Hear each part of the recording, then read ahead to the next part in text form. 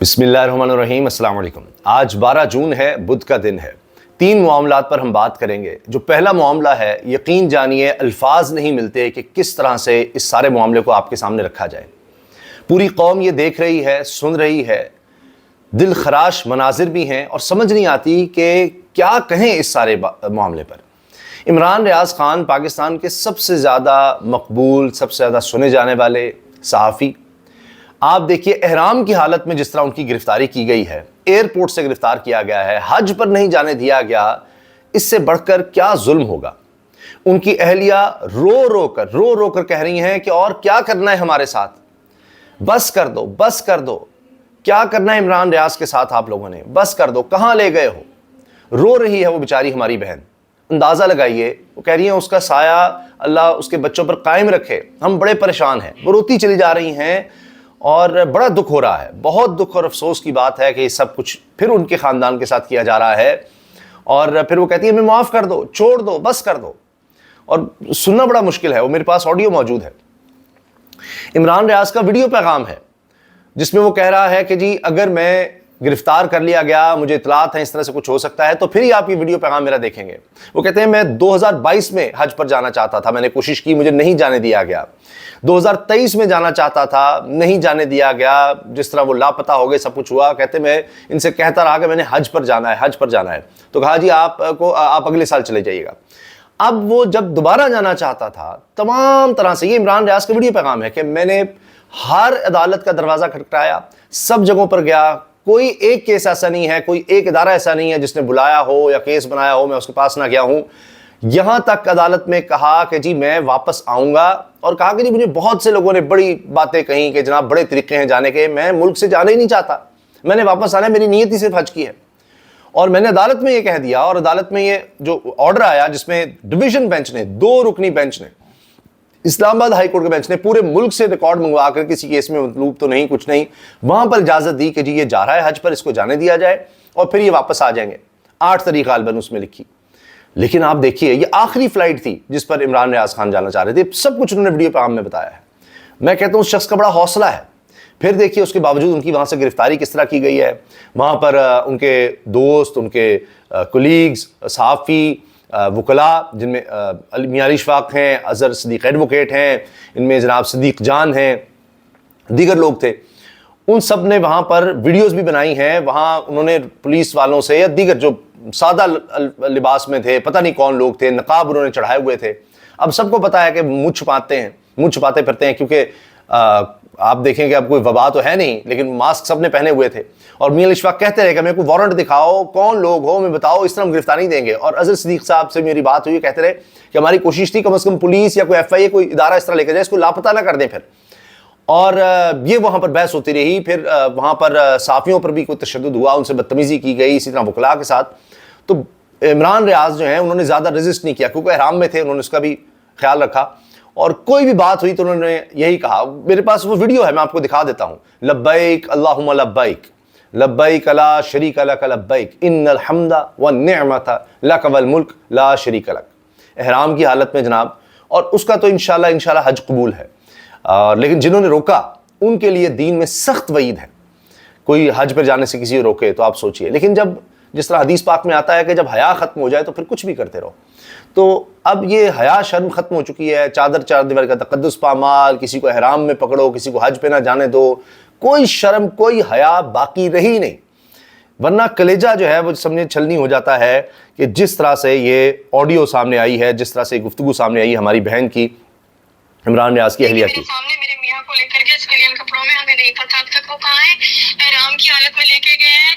ये जुल्म है, ये बहुत तकलीफ है, ये बहुत तकलीफ है। मेरी पूरी कौम से गुजारिश है, चाहे मेरा ये वॉइस नोट लगा दें आप, मेरी कौम से गुजारिश है इमरान के लिए दुआ करें। पूरी कौम से वो दुआ की गुजारिश करें। अल्लाह ताला इमरान रियाज को अपने हिफ्ज़ व अमान में रखे, अल्लाह ताला उनका साया उनके बच्चों पर कायम रखे। बच्चों में वो सलामत रहे, उसके लिए दुआ करें। क्या लेना है मेरे मियां से, अब क्या निकालना है उसमें से, क्या करना है तुम लोगों ने इमरान रियाज के साथ। बस कर दो, माफ कर दो, बख्श दो, खुद को भी बख्शवा लो, बख्शवा लो खुद को, बस कर दो, बस कर दो, बस कर दो हमारे साथ, माफ कर दो हमें। बस कर दो, मेरा ये मोबाइल फोन चलाते हैं, इमरान से क्या लेना है इन्होंने? बस कर दो, बस कर दो, माफ़ कर दो। अब ये देखिए, ये वीडियो पैगाम है इमरान रियाज का। अस्सलाम वालेकुम जी, मैं अपने अल्लाह को गवाह बना के कह रहा हूँ कि मैंने पूरी कोशिश की है और मेरा अल्लाह इंशाल्लाह इस बात का गवाह रहेगा। मुझे बहुत सारे लोगों ने कहा तू ये ना कर, तू कोशिश ना कर। पाकिस्तान से बाहर जाने के और भी बेशुमार रास्ते और लोग जाते हैं। मुझे लोगों ने बड़ी उल्टी पट्टियाँ पढ़ाई। देखा ही नहीं, वो और रास्ते से जा सकते थे, लेकिन वो कहते हैं मैं मुल्क छोड़ के जाना ही नहीं। बहुत सारी बातें मेरे साथ की, लेकिन मुझे हज के लिए जाना है, मुझे इस मुल्क को नहीं छोड़ना। सब लोग जानते हैं कि मैं इस मुल्क को कभी नहीं छोड़ के जाऊंगा। अब ये एहराम की हालत में बंदा बात कर रहा है, ठीक है, नियत कर चुका हज की, आखिरी फ्लाइट है, उस पर जाने से पहले ये सारा वीडियो पे। मुल्क में रहना चाहता हूँ, लेकिन मैं जिंदा भी रहना चाहता हूँ और आज़ाद भी रहना चाहता हूँ।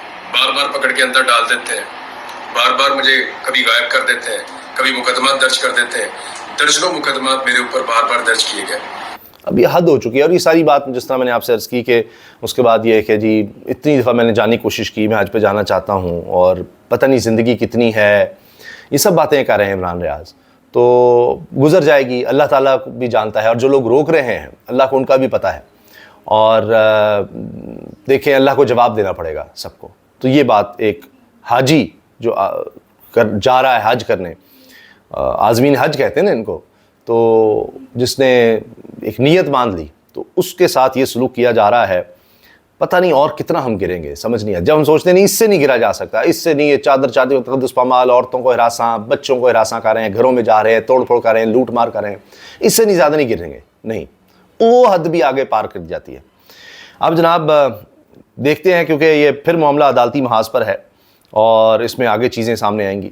दूसरी बात, सुप्रीम कोर्ट में अब एक मामला आ चुका है, वो ये कि ऑडियो लीक हो गई इमरान खान साहब की। अब पूरी वो सारी तफसील नज़र आ रही है उसमें कि जो नैब केस चल रहा था सुप्रीम कोर्ट में, जिसमें कहा गया कि जी इमरान खान को नहीं दिखाया जा सकता, बाकी सारी प्रोसीडिंग्स दिखाते रहे लाइव, और सुप्रीम कोर्ट के चीफ जस्टिस के खुद अपने ऑर्डर्स थे, लेकिन उसके बाद जनाब इमरान खान को नहीं दिखाया गया। पहले तस्वीर आई थी, अब मुकम्मल ऑडियो आ गई है, मुकम्मल ऑडियो आ गई है, और उसमें इमरान खान नज़र आ रहा है कि उसी तरह उसी अंदाज में बात कर रहे हैं, सर कहकर जजेस को बुला रहे हैं। उन्होंने कहा जी आप मेरे से उम्र में छोटे हैं, बार बार जजेस उनको मनाने की कोशिश कर रहे हैं कि मुज़ाकरात पर आएँ, मुज़ाकरात पर आएँ, मुज़ाकरात की तरफ आएँ।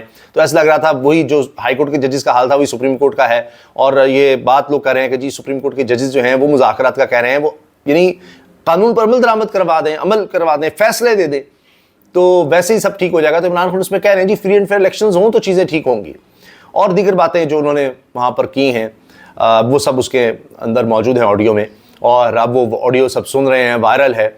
तो कुछ लोग कह रहे हैं जी तहरीक इंसाफ ने बड़े शरारती हैं, फायरवॉल लगाई थी, ऐसी चीज़ें ना बाहर आ सके, उन्होंने जनाब ऑडियो लीक कर दी। कोई कह रहा है शहजाद अकबर ने की है या उसके पास किसी तरह से गई है, लेकिन अब ज़्यादा इम्कान यही है कि सुप्रीम कोर्ट के अमले की शामत आ जाएगी। शामत इसमें सुप्रीम कोर्ट के अमले की आनी है, क्योंकि ऐसे लग रहा है कि स्पीकर जो लगा होता है सुप्रीम कोर्ट में, अगर आपका कोई जाना हो तो वहाँ ये होता है कि जजेस बैठे होते हैं, और आपने तस्वीर में देखा होगा, और नीचे जनाब वहाँ पर सब लोग वकला सब होते हैं।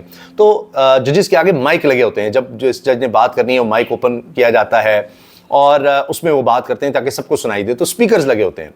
अब वो जहाँ स्पीकर हैं तो उसमें फिर जाहिर है कि इमरान खान बात कर रहे हैं तो उनकी भी आवाज़ आ रही है, तो वहाँ करीब लग रहा है कोई डिवाइस ऐसी या कुछ था कि जिसके ज़रिए ये सारी रिकॉर्डिंग कर ली गई है।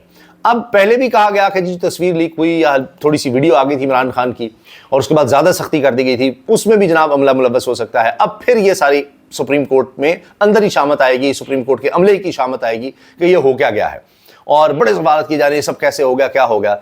यानी केस में फैसले पर ध्यान नहीं होता, यहाँ पर ध्यान होता है ये सब क्या हुआ, किस तरह हुआ, और किसने कर दिया। अब वहाँ ये जनाब सारा मामला आ जाएगा।